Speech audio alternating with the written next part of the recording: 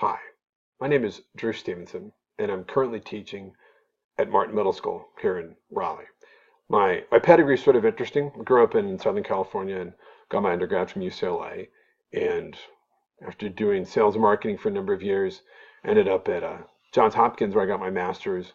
And I taught up in Maryland for about 3 years until we started having kids, and it seemed like I'm gonna go into the education software space and let my wife stay home. And I did that for a number of years, even spending some time at SAS and the Curriculum Pathways team, seeing how good it was, and showing it all over the country with a focus on the Northwest. I was After leaving SAS, I found myself at a startup where I'm presenting to the president and vice president of Wake Education Partnership, and they said, Drew, when are you going to go back into teaching? And I thought, yeah.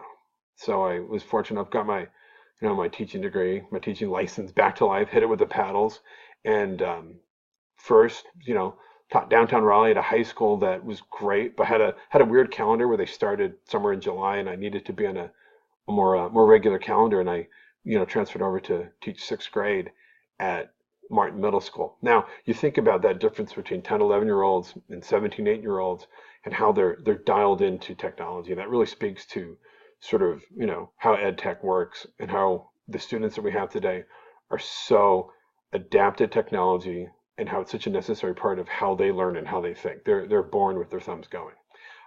So to show you a Crio lesson and how this kind of dials in, we have this, and I'm going to give you a couple of highlights here.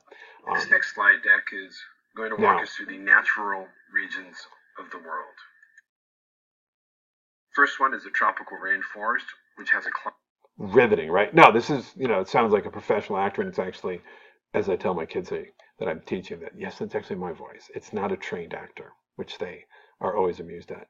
We look at, just keeping it really simple, and, connecting topics, connecting, informative, just information that we need them to get, with really a vocabulary building exercise, and how that will, work with immediately having them respond to that.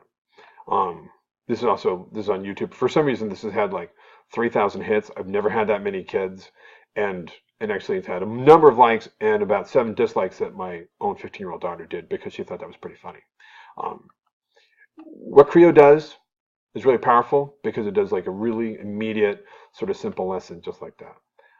I do thank you for your time, and have a good day.